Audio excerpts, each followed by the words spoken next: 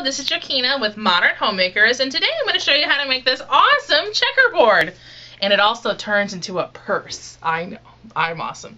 Okay, what you're going to need is scrap fabric, because we don't want to be spending money on these projects, scrap yarn in contrasting colors. You need, I don't even know what it's called, and I just set it down and lost it. It's a needle that's big enough to put your yarn through, an eye crochet hook, scissors, sewing machine, you know, the usual. Anyway, and what we're going to be making today is this awesome checkerboard, and I'll demonstrate real quick why your little girl is going to love it, is it turns into a purse. Or for your little boy, a manly carrying bag. Anyway, keep watching and I'll show you how. So we're going to make the checkers, and you need an eye crochet hook, and you can see I don't even have very much yarn here at all. This is a scrap yarn project, and these are really easy. We're going to make our loop and get started here, and we're going to, I have this crochet pattern on my website for free, but you're going to chain 3, 1, 2, 3, and then get in real close. You're going to get in real close. You're going to join with a slip stitch. And then we're going to chain 1, and then we're going to do 2 single crochet in each of the chains around, so that's going to total 6. So, and while we're doing this, we're going to hide this bit of thread. So going in, we're going to do 1 single crochet and then another one right in the same space. If you don't know how to do a chain or a single crochet, check out my videos on those. This is a great beginner project here. And then we're going to go into the next space and do another 2.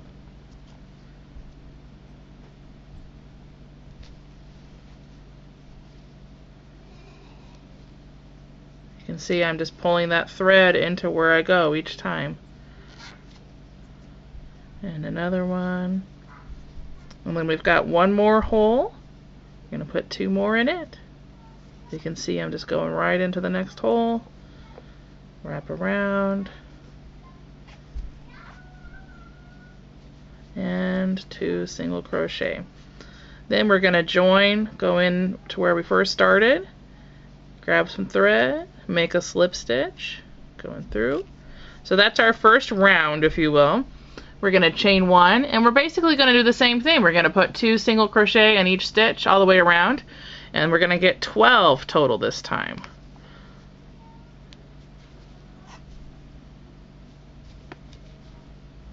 Been really worried about my kids having all this plastic in their toys lately. So making your own toys, it's a great way to guarantee what's in your toys, just like making your own food. We're up to 4 stitches. 5, 6, 7, 8, 9.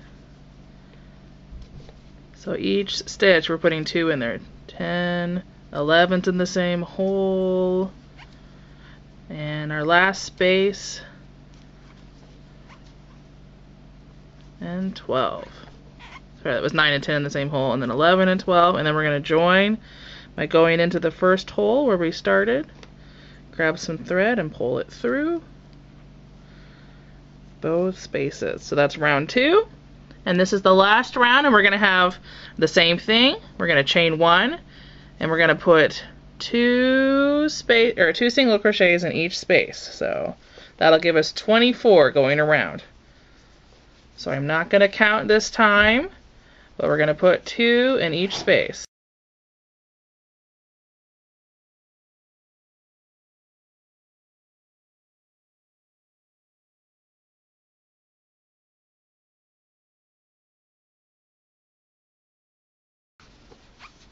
In all honesty, I wasn't counting, but I can feel we're nearing the end here, so you should have 24. If you have 1 stitch extra or less, the good news is if you can't tell it by looking at it, It doesn't matter.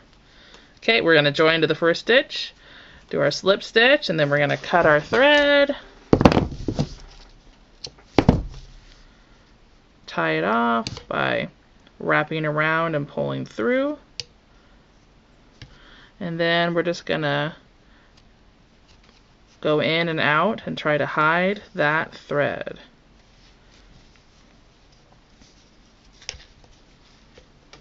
See how I'm just tucking it in? Now these may pop out over time as your kids are playing with them, so just tuck them back in. No worries. And see, I'm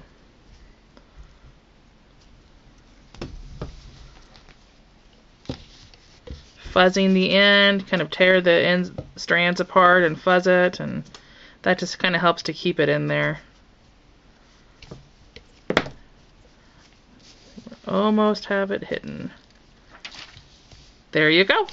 So you're going to make 12 of these in each color, and then I made an extra one of each just to make sure. To make your checkerboard, you need to go print out the free pattern on my website. It's basically a square. And what you're going to do, this is a great project. Please use your remnant fabric. Don't go spend a bunch of money on fabric. I know it's fun to go to the fabric store. And this is great to use these random little pieces, but you have to make sure you still have a level of class with it. Like, as you can see, I went in and I didn't have enough of any fabric, so I've chosen 3 different types of pink fabric. And I've chosen 3 different types of black fabric, but all of it you can tell which square you're going to be on. So you could have 4 or 5 different types of whatever color you choose. And on that note, this could also be for a little boy if you didn't use pink, obviously. So all you're going to do is take your pattern piece, find a big enough piece of your remnant fabric to be able to use, pin it on. Actually got off a little bit. How hard is it to put one pin in? Apparently more than you thought. And we're just going to cut that right out. Now, you're going to be making rows of 8 by 8, but I can't tell you how many of each color to cut out, you know, because that depends on how many different types of fabric you're using. Anyway, so decide what pattern you want to be and get all your fabric cut out.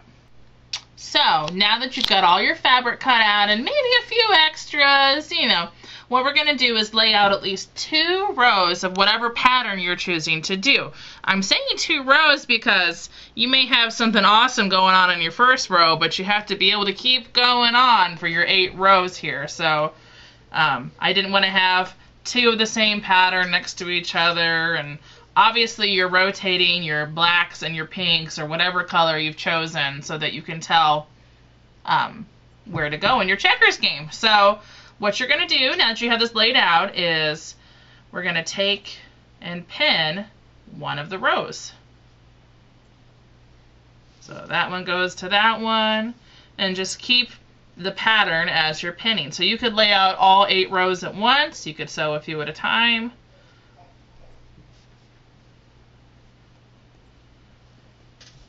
And we're going to do that all the way down. So you've pinned your entire row all the way down, and now we're going to go in and stitch. And I've made this challenging for myself. I didn't use all cotton or whatever because I was using remnants here. So I have everything from hard cottons to fleece to stretching knits, and this is some sort of wool. I mean, it's pretty intense here. So some of my fabrics are going to stretch, some of them aren't. So if you want to make it easy on yourself, make everything cotton. Cotton is the best beginner fabric there is. We're going to line up on the right side of the presser foot, and we're just doing a straight stitch through.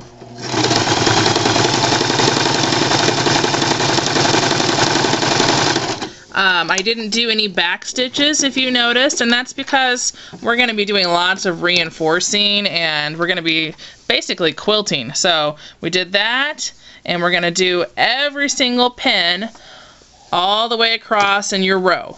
So you've gone down and you've connected all the pieces, and now what we're going to do, since I've chosen black thread, I'm going to fold all of these seams towards the black, and I'm going to top stitch So all the way down, which means like at this next piece, I'm actually going to be folding them into the same square, and that's just because I don't want to see black threads everywhere that I'm doing stuff. So folding it this way, you could pin it if you really want to, and I'm going about halfway into the presser foot. You can see this is a really exact science here, and just gonna stitch. So I'm lining up more with the cutout in my presser foot.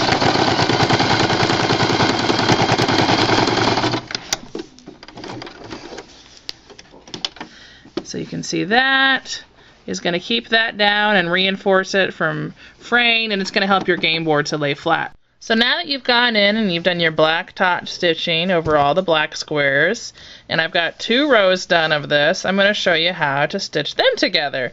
And what we're going to do is double check and make sure your pattern works, and then we're going to flip it over. And this is where I'm going to have a challenge because I did so many different types of fabric, but I want you to look in and try to line up your seams. And we're going to start putting in pins going across. So I may have to compromise and not have some perfect squares, or I might have to do some snips. We'll see how that works for me. So just all the way across, we're lining up so we get that awesome checkered look. Now the nice thing about my knits, if I don't care about having perfect squares across, I can always stretch those to make things work. So going in there. The reason things might get off is that knit fabric very easily stretches out while you're sewing it, as does the fleece and stuff, so it's pretty easy to mess things up when you have different types of fabric. So anyway, you can see like this one is far bigger than that one. So anyway, we're going to make it look our best here. If we really cared about perfection, well, we just don't. We just can't even pretend that we do. So what I'm going to do is knowingly, you can see there's going to be an offset. That's not going to be perfectly squared, but it is going to be even from side to side, and I'm just going to take it for the team on that one. And I have another one over here. It's the same thing, and it's just this knit fabric really stretched out. So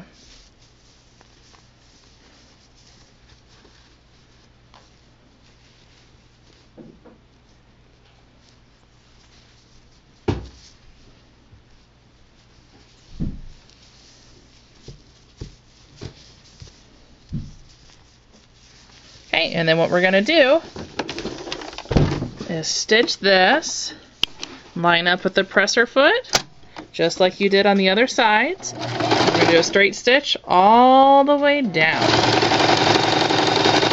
I'm going to pause here where you have the bulk of the seams. Go slow, and you might even have to, like if you get stuck, you might have to lift it up and inch it a little. Just go slow and try not to break off a needle. So right here, you can see there's the double bulk coming up again. You might want to pause and lift it so it doesn't snag on it.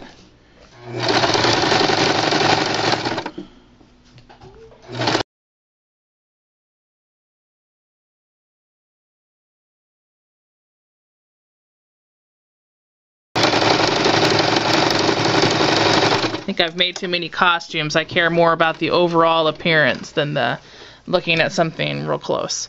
Alright, so you can open this up and double check that everything is down, and once again I will point out my own errors. That's not a perfect square, and neither is it here. Once again, this was really stretchy fabric. But when I hand this to my child, they're not going to go, "Oh, Mom, I totally can't play that because it's not a perfect square." Alright, what we're going to do is fold this over and top stitch. So we're going to line up with that little cutout on top of the presser foot. So not the side, we're going to line up with the little cutout. I didn't point out, I took a moment and I cut all the threads, and that's going to keep them from getting sucked down into the machine. Here is a tough spot where I'm going to have to, because it's so thick with that fleece that I had to lift the presser foot just a little bit to keep it going.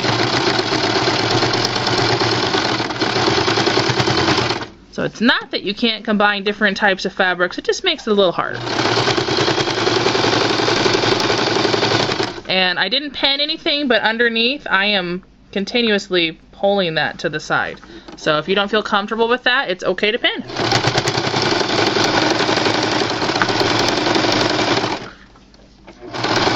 Another thick thing. So remember I said you can lift the presser foot and move it just a little bit forward to try to help through those tough, thick patches.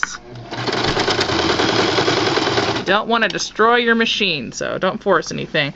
And my thread broke, so I'm going to pause, but I'm just going to do that all the way down, and then we'll be back. You've been sewing forever by this point, and I've got 8 rows pieced together, and you can see they're top stitched this way, but not this way, and that's going to leave you freedom later if you want to go in and make it flatter. Anyway, what we're going to do now is cut the backing piece. Now, if you don't have a really big piece of fabric, because once again, we're trying to save money here, if you don't have a large stretch of fabric, you can take smaller ones, just like the quilting we did here, and do that same technique. They don't have to be as small of squares, or it could even be something where you've got 2 narrow pieces that you're going to stitch together and just have something like that. This is the back of the board game, so don't feel like you have to go spend money. I happen to have a lot of fabric, so I'm going to go ahead and use this to do it. And what we're going to do is have the 2 nice sides touch each other. So our quilted side is nice, the back end obviously is not. And we're going to line these up.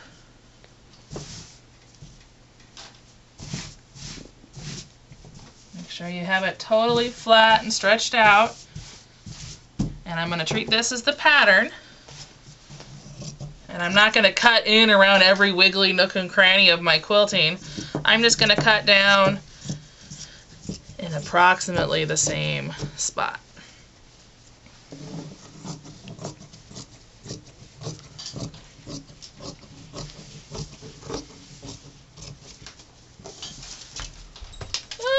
And what we're going to do is we're going to pin all the way around, but we're going to leave a hand width where we don't pin.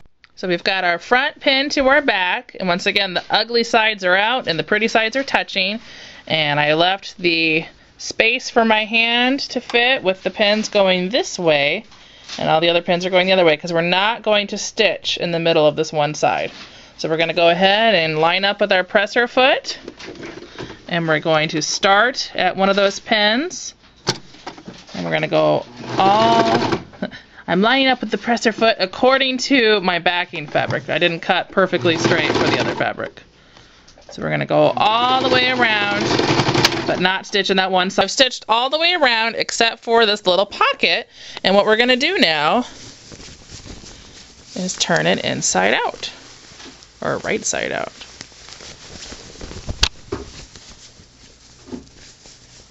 And I'm taking my finger and I'm pushing out these corners.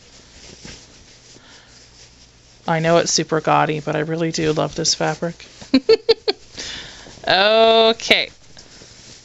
So all the way around. And we've got this now. And what we're going to do is fold under this stuff. I'm going to put a pin over here first. We're going to put a pin over here first, and then we're going to fold under to make this a nice even seam with that. See how I've folded those 2 pieces? Just to make it blend in with everything else. If you pull it in too much or not enough, it'll wave, and you really want it to look just like the other sides. So take your time. Make it look good.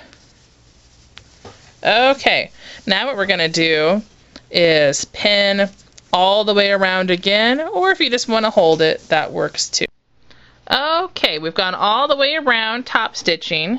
You can see our front is totally connected to our back. Now at this point, if you wanted to, because if you see it's not connected at all in there, if you wanted to, you could go in the other way. We've already top stitched this way, but you could go in and do a few rows. You could do every row if you wanted, as long as the thread looks okay from the back.